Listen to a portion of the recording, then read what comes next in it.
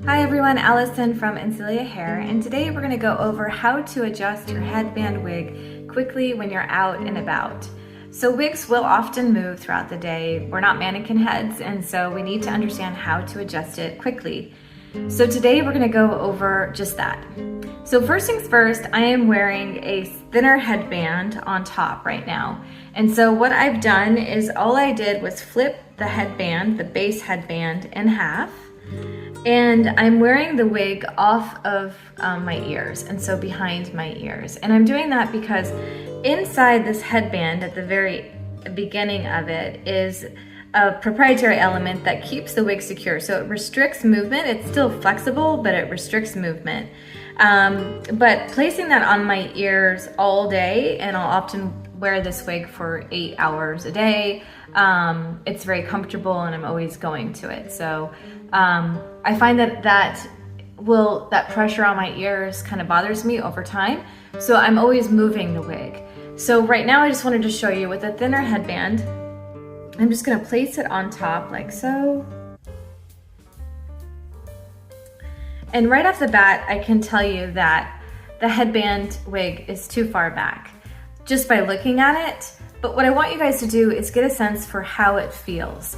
And the only way you can do that is with practice. So what you need to feel is where the arch of your eyebrow is. Most women cannot find the arch or peak of their eyebrows. And we need to find the peak because that's where the placement starts.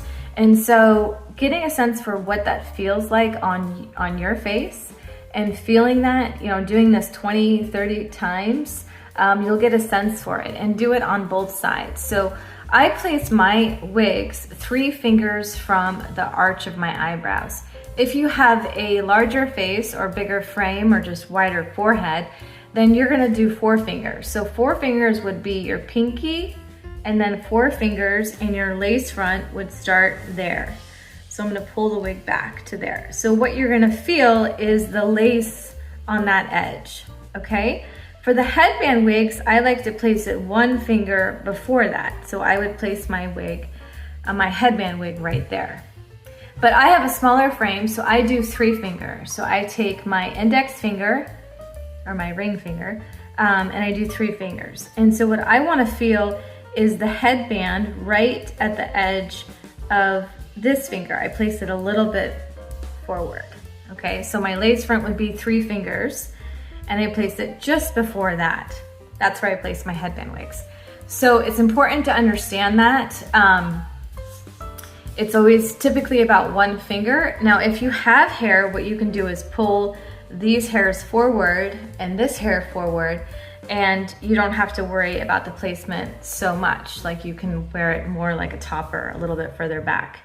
But for those of us with no hair, we have to kind of take that into account. Now, when I'm working out, I will wear this headband over my ears like this, okay?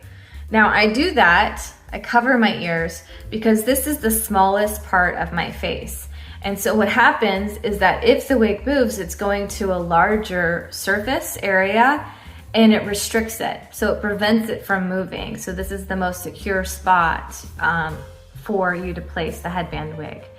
After I work out, I'll often just flip the ear section like this so it doesn't block the sound so much. And then I'll just adjust it throughout the day. So I often will sort of move the ear, this section here so it's higher up, because maybe the pressure is bothering me, or I'll just wear it behind my ears like this, and what I'll do is I'll just pull the hair forward and you can't even tell that it's off of my ears. And so I'm just always adjusting it, but the wig will move throughout the day. With this wig, to adjust it, it's really easy. I often just pull the section where the headband ends. So if the wig was too far back, like let's say it moved back, I would just pull this, well, that was too far. I would just pull this forward to move it forward like that, okay? Or if it's too far forward, you can just push it back this way.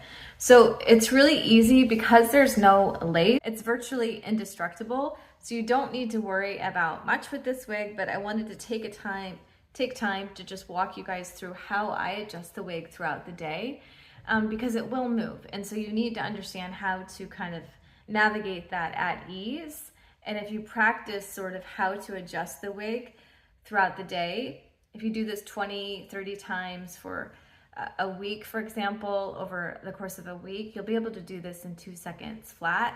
And more than anything, you're gonna feel at ease. And so you're not gonna freak out, you're not gonna be nervous about it moving when you're out and about.